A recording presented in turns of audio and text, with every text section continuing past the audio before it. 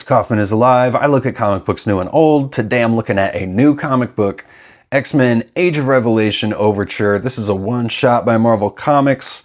It's $5.99 cover price. I got the Corey Smith variant cover here. I like this cover. It looks like a sci-fi movie poster. Ryan Stegman did the main cover, and he is the interior artist on this book. We got Jed MacKay doing the writing here. So we're 10 years into the future. Doug Ramsey, aka Revelation, the heir of Apocalypse, has created his own mutant paradise here. And there's just a ton of world building going on at the beginning of this book. A little bit of subversion as well. We meet these mutants, these three choristers who've been sent by Doug to amplify these mutant powers. So we see them building this habitat for all these mutants. So we think that these are the good guys, right? Wrong. Then all of a sudden Topaz, which it's cool to see her showing up here. She was a member of Ultra Force from Malibu Comics from back in the day, if you remember. But she gets her head blown off here in a pretty cool looking panel. Lots of death in this book. We see Glob in the bushes here with the successful assassination attempt there. And it's cool to see Glob kind of being one of the main characters of this book as well. We've also got Zorn here, so we got some of Grant Morrison's X-Men. We've got Magneto, Forge, Archangel, and they brought Cyclops' consciousness back from the past into the future here. So it's kind of the reverse of what happens in the Days of Future Past movie, where the mutants in the future send Wolverine's consciousness back into the past. This is kind of the opposite of that. And why have they done this? Well, Magneto tells Cyclops that him and Beast were both turned into Babbles, which means they no longer have any form of communication. And so they needed Cyclops, his expertise, so they brought his mind from the past into the future here. That's just what we're told. And as we go along here, we learn that that may not exactly be everything, and that may not exactly be true. So we get a splash page here showing us the Age of Revelation. This is actually just Philadelphia. So it feels much smaller in scale than the Age of Apocalypse, which this is all based on, where this is just taking place in a few cities in America. Doug, for whatever reason, hasn't taken over the entire continent or even the entire world. He's just taken over Philadelphia so far and just other parts of the eastern seaboard. We've got J.P. Mayer doing the inks as well. I really like his inks on Ryan Stegman's stuff here. This does look a little bit lazy. All these buildings kind of look the same with the foliage growing all over them. But then on the next page, we see there's some pretty cool looking buildings there. It looks totally different. And so we see what's left of the X-Men here, 10 years in the future, in Doug Ramsey's future. We've got Magneto, Forge, Archangel, Schwarzschild, and Zorn. So a pretty eclectic team. And immediately Cyclops, even though it's not really his station, he immediately starts to take over the team, explaining, well, this is why you brought me here, right? We've got Bird Girl, as I like to call her here as well. I've learned now after reading this here in Amazing X-Men #1 that her name is actually Animalia, which I don't think I've ever heard them call her that before until now. So, but again, I preferred Bird Girl, which is what Quentin was calling her in the previous X-Men issues. But Cyclops knows things are pretty screwed up if Schwarzschild is here. He was a member of 3K's X-Men, so we get Magneto showing Cyclops everything that's happened, and we get a splash page showing all this green foliage covering up all of Philadelphia, which is where this Age of Revelation is located. And it does make it feel it's kind of like a smaller scale event than the Age of Apocalypse, which took place all over the United States, where here we learn this is pretty much just in Philadelphia, and the kind of East Coast is where Revelation has created this new mutant Krakoa, basically. I do like this aspect of this, where the X-Men that are what's left of them, they're living in this cave here, as you can see.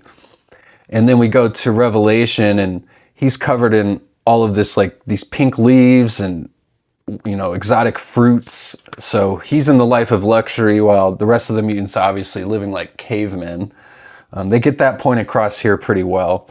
Doug Ramsey's heel turn has been pretty abrupt and weird, because in the last few issues of X-Men, I felt like they were building sympathy for Doug. At least that's how it felt, in my opinion. They even had like members of the one organization that's hunting mutants. They were hunting them.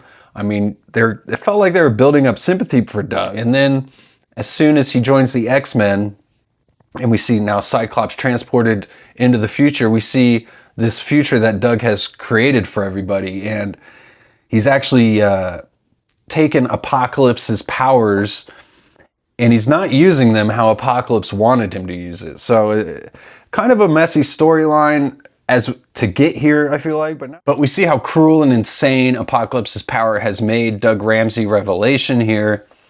Psylocke is trying to explain that the X-Men shouldn't have known where they were. So Revelation says, "Are you saying we have a leak?" And she says she found the shooters blind. It had been left for me. So he says it's the X-Men, and it can serve as a reminder of your failure for all to see.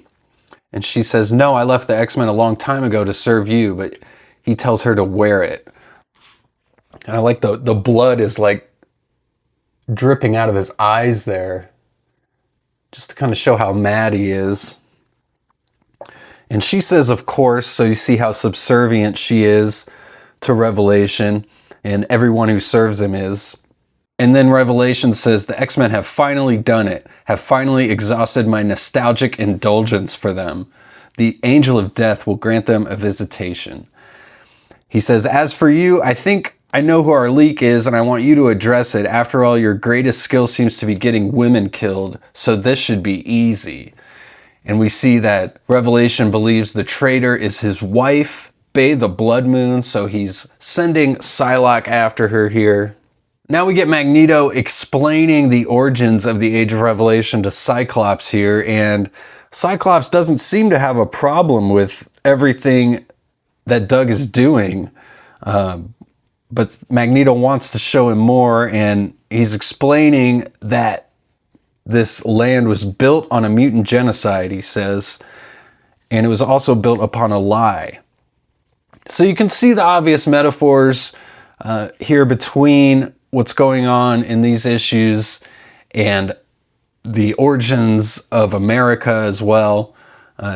Pretty easy to draw those conclusions here. But Magneto says it was Beast who discovered that the land was built upon a lie. And then Beast says, of course I did. And then he jumps in here. So we see that we've actually got the Beast from the past in the mind of this Beast here. They did the same thing to Beast as they did to Cyclops. Magneto explains, but Beast came a little earlier. Magneto explains, Beast woke up before you did. However, he didn't take the shock as well and needed to be restrained. He was the one who blacked Forge's eye.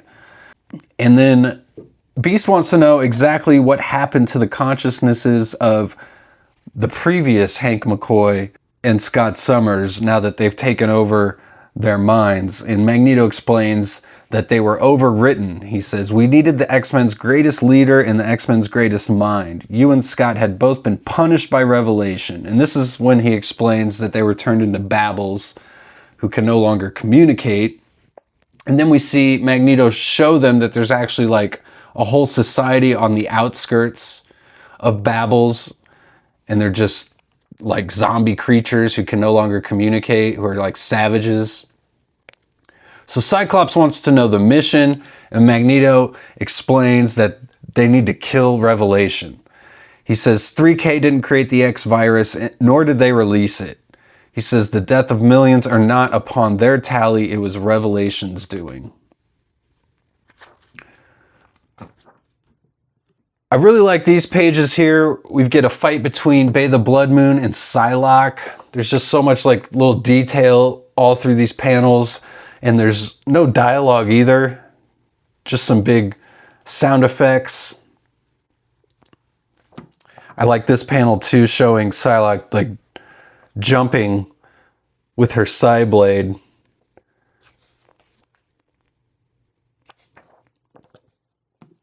Some cool pages there. Some great artwork in here by Ryan Stegman. Then we go back to Cyclops and the X-Men. He's talking to Schwarzschild, trying to come to terms with the fact that he's an X-Men now. Schwarzschild says, I always was. And then Cyclops runs into Glob here for the first time. And he says, you've got an edge. Glob says, can't cut a throat without one, Slim. So Glob's really leveled up here. Then we see a little child sneak up in the bushes, and Glob tries to take a shot at them, but Cyclops stops him. And Glob says, damn it, you idiot.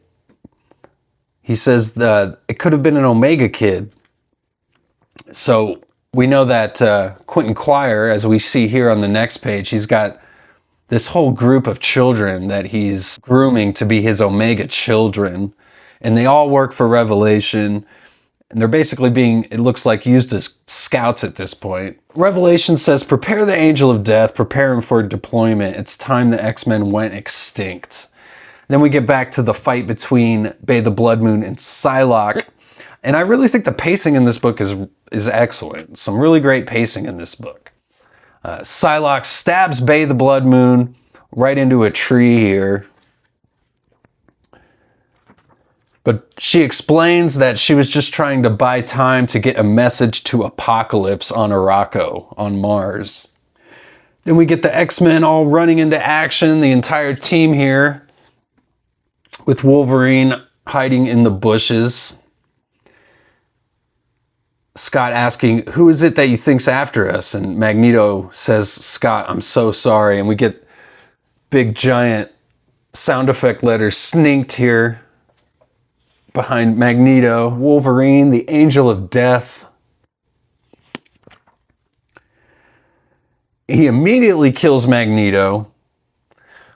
Glob takes a big shot at him with his cable gun. And Forge says, I've got something just for the occasion. A Nova bomb will melt even adamantium. But he immediately gets stabbed right through the chest by Wolverine. They apparently can't even keep an eye on him. He moves so quickly. Archangel's offended by the Angel of Death moniker. He says, I'll show you an Angel of Death. He's still got the metal wings, and he shoots a bunch of his metal arrow like feathers at Wolverine here. Magneto being checked on by Cyclops. Archangel yells, he's gone, Scott, focus. And Wolverine throws the Nova bomb at Archangel, kills him. And then we see Zorn. He says, so this is how it ends. X-Men, it's been an honor all these years. So Zorn decides to sacrifice himself to try and stop Logan. He doesn't even know if this will work, but he takes off his mask to reveal the giant black hole underneath. We get an awesome splash page here.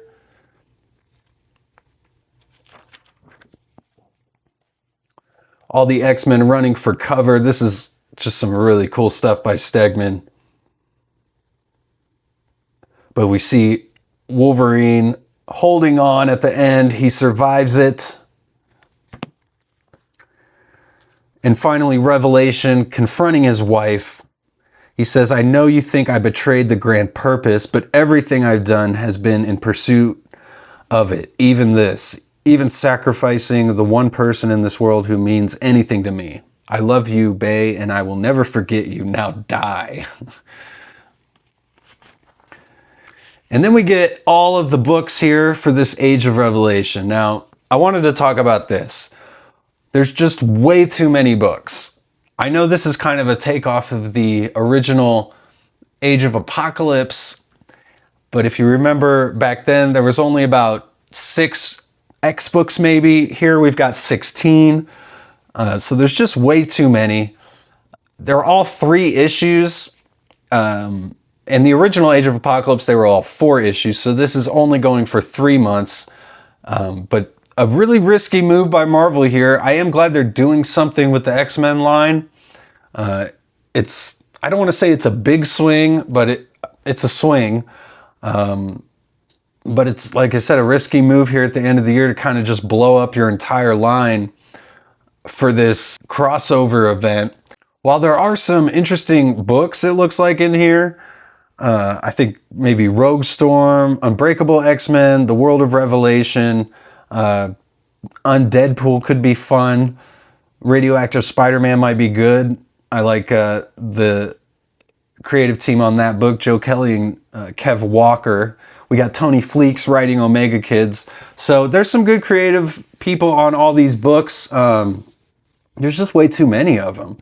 So let me know what you guys think. Let me know what you guys are going to be picking up out of any of these books. I'm probably just going to be pretty much sticking to the main X-Men books. Definitely not grabbing all of these. But I did like this issue, though. It was kind of Ultimatum from the Ultimates line, where they just kind of kill everybody, is what it sort of reminded me of. You don't really expect all the X-Men to die here, but as you see in Amazing X-Men #1, this is what's left of the team. No Magneto, Archangel.